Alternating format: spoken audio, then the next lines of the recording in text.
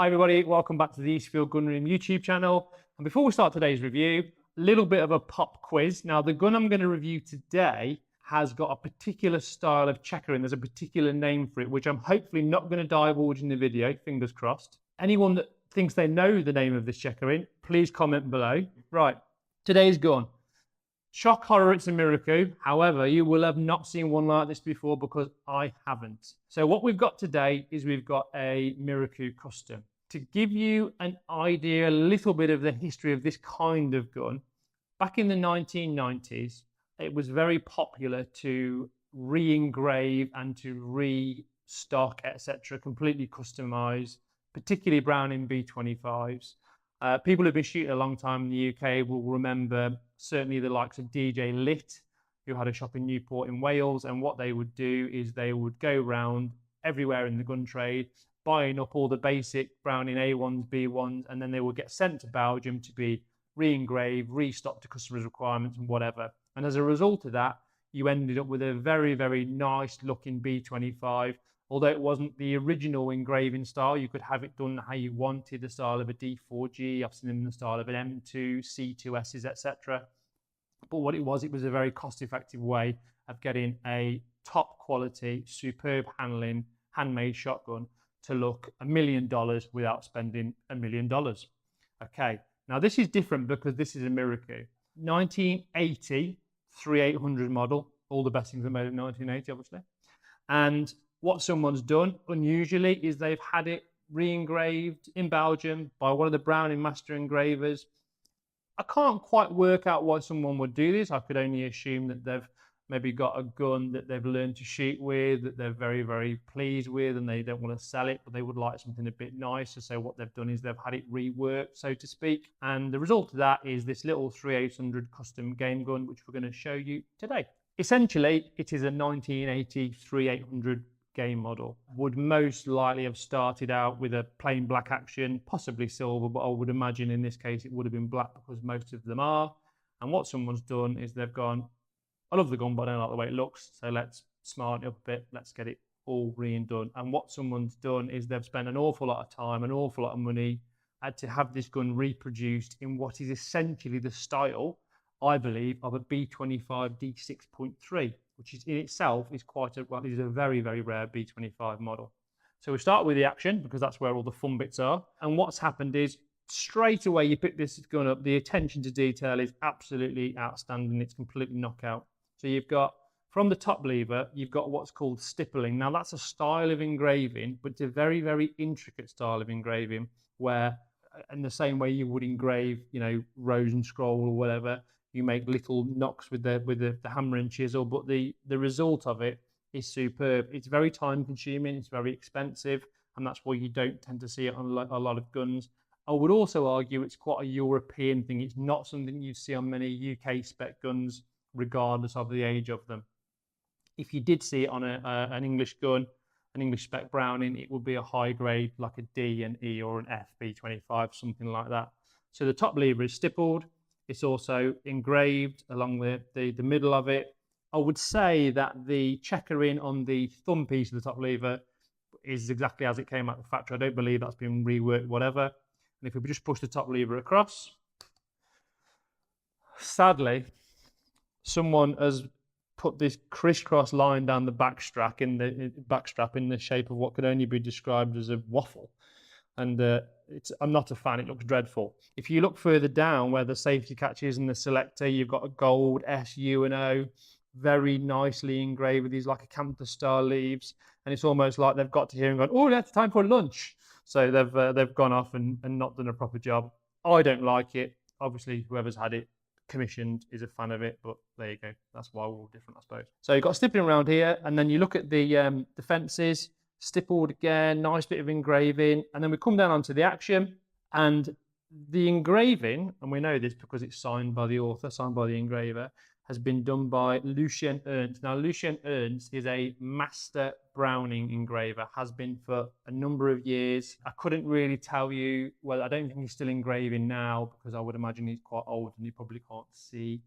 But if you look at certainly 70s and 80s B25s, he was the creme de la creme. There were other engravers, don't get me wrong, but if you get an Ernst engraved B25, it will be something else, as is this. Nicely engraved with the sort of the border scroll work, a bit like waves off the Old Spice advert all the way around.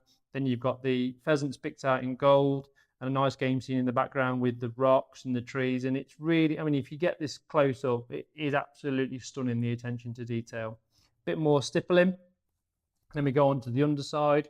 We have got a partridge on the bottom, more again stippling just down the inside of the trigger guard, and you've got sort of the line across the bottom of here. So obviously originally this gun would have had a rounded action like that, you know, it's not had any filing done to change the shape of the action, but these lines along the bottom, and then you've got the lines picked out in gold. It's like a border, almost making it look like a picture. Really, really exquisite. Now on the other side, we have got duckies. Very, very similar game scene. Little bit different. I think you can see quite clearly this is over water. You've got the reeds and you've got the trees on the river bank, or the bank of the lake, so to speak. But the same kind of pattern with the scrolling going all the way through it, and then the gold accents. Very, very, very nicely done. Trigger guard engraved. And now this is something that's quite common when you get a high grade shotgun like a B25.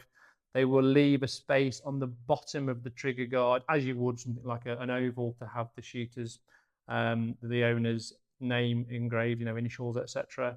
It hasn't been done on this, but of course, for the next owner, the option's there, and it'd be no problem to just get someone to engrave some initials on there, which I think is a very, very nice touch. Stippling, like I say, all in the inside of where the trigger guard goes, very, very nicely done. And then you've got some more of this dreadful cross hatching towards the bottom of the full tank trigger guard, which, I mean, there's actually a bit that's been left completely here. I don't know what happened there, but, you know, anyone's guess. So that's the action. Very, very, very pretty. We move on to the barrels. Now, this particular gun is 28-inch fixed choke quarter, so it's been bored out.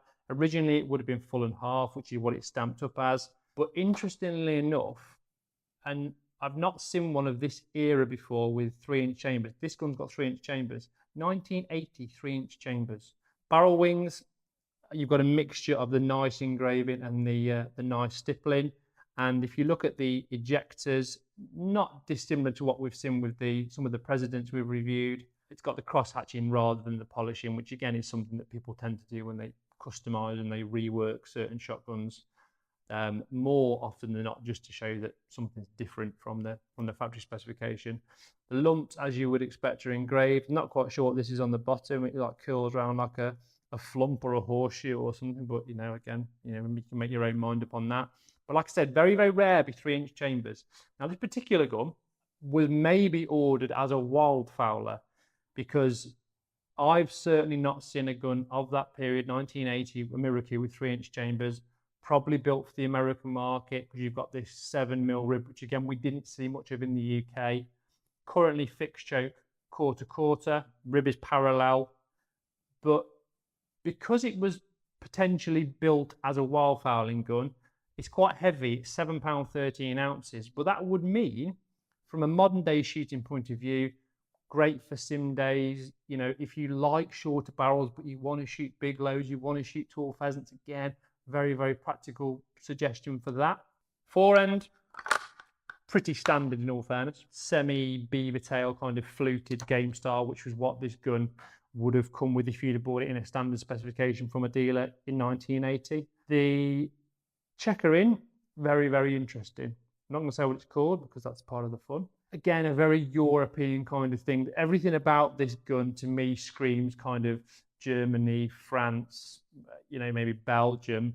It's not something you would typically see in the UK because of the gold, because of the stippling, because of this funky checkering. Very, very nicely put together, very nicely done. We've got dropper points here. The wood, I would say, is French walnut looking at it. So it looks like French walnut to me. Nicely figured, but also commensurate with the fact that we think it might be a wildfowler. It's very, very straight, very, very strong. Recoil pad on the end is a Pachmeyer style of recoil pad, non-slip. Again, if you were going out on the foreshores and you were shooting big heavy loads, you would want something that doesn't snag when you've got a load of pingfoots coming over the top of you. So in all, it is a very, very interesting gun, and certainly something that when you immediately saw, you wouldn't think was a Miroku. You'd think it was a Browning because it looks like a D6.3. It's the traditional style Browning, deep body. The thing that gives it away, I suppose, from not being a B25 is that it hasn't got a sliding forend. Feels really nice. Like I said, 28-inch barrels, and I think we've said this in other videos. There's still a big following for shorter barrel guns. Yes, there's plenty of people that want to go down to Devon and shoot, you know, stratospheric pheasants with long barrels and tight chokes, but there still is a market for this kind of gun, particularly with a certain, you know, some of the older generation that have been brought up on these kind of guns, again, B25s in particular, because there is just nothing like them. They are absolutely superb. Do I like it as a gun? Yeah, I do like it as a gun. You know, I would take this certainly on a sim day or partridge shooting. Probably a little bit heavy for the partridge side of things, but choke quarter. Some people might think there's not a lot of choke there, but it's a very versatile little gun. Again, if you were starting somebody off shooting, this is interestingly quite high in the comb. I think it measures about 35-55, which is the same as a you know, a modern day MK38 Sporter. So if you were starting somebody off shooting, it would be very, very good because it wouldn't have a lot of recoil. You know, it's quite short in the barrels. It moves nice and quickly. And, you know, just a very, very pretty looking thing that someone has spent an awful lot of time and an awful lot of money. They've invested it into this shotgun to make it look like it does. If I've got a criticism, I would probably have said, if I was going to go to all that trouble, all that expense, I probably would have swapped the forend for a nicer looking forend. Having said that, it matches nicely. It looks the part. It's a Miroku. At the end of the day, it ain't going to break. It's going to be extremely dependable, and it's going to work every day of the week whenever you choose to take it out. There we go. That's been the Miroku 3800 Custom. Don't forget the little bit of fun we had at the start where we asked you what this type of checkering was called and whether you could identify it correctly. So please comment below with your thoughts about what this checkering is called. And if you are correct, you will win absolutely nothing. But you will win the kudos on knowing what this checkering is called, and you will have certainly enhanced your Miroku knowledge. So, you know, it's a win-win. Thanks for watching. Don't forget to keep liking the channel. Don't forget to subscribe. Any questions you've got, any requests for reviews, please get in touch. Put them in the comments below. Any questions about this gun or any particular gun, fire them at me. I will do my absolute best to help. I love talking about shotguns, so what better way to spend my day other than talking about shotguns? Look forward to seeing you again on the next review. Thanks for watching.